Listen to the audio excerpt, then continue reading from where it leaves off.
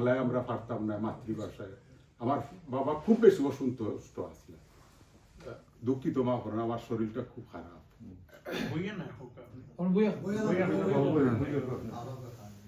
তো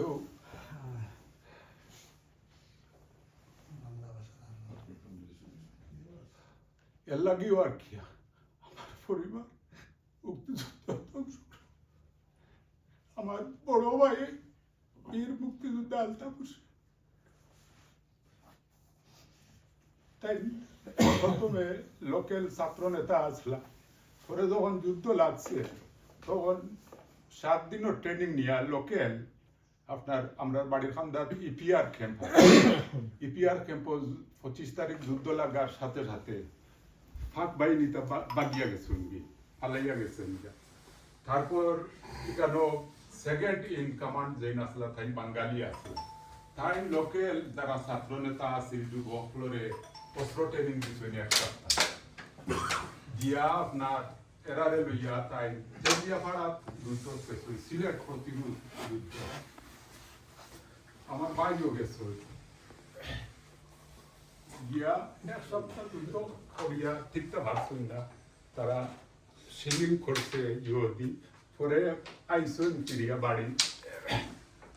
বাড়িতে আরো 2-4 দিন তাকিয়া তাই গেছেন গিয়া গিয়া 4 নম্বর সেক্টর যুদ্ধ হচ্ছে সিয়ার দত্তর আন্ডারে। আরো যুদ্ধ থাকাকালীন লোকাল রাজাকার স্বাধীনতা বিরোধী হলে পাঞ্জাবি তখন গিয়া আপনার আমরা বিনিয়োগ গিয়া পয়লা 2 একবার গিয়া ফিরিয়া আইছে। পরে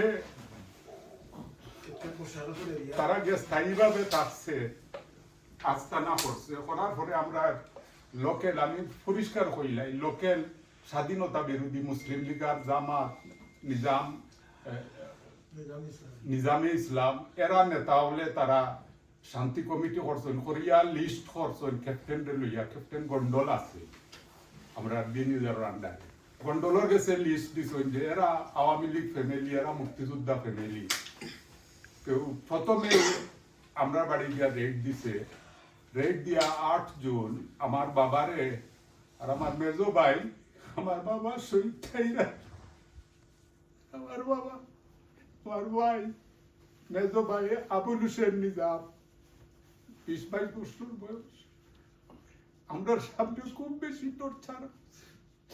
বাবা নমাজ পড়া যখন বাড়ি রেড দেয় তখন বাবাই নমাজ পড়া জোহরের নামাজ আর শেষ করতে দিছে না ক্যাপ্টেন গন্ডলে।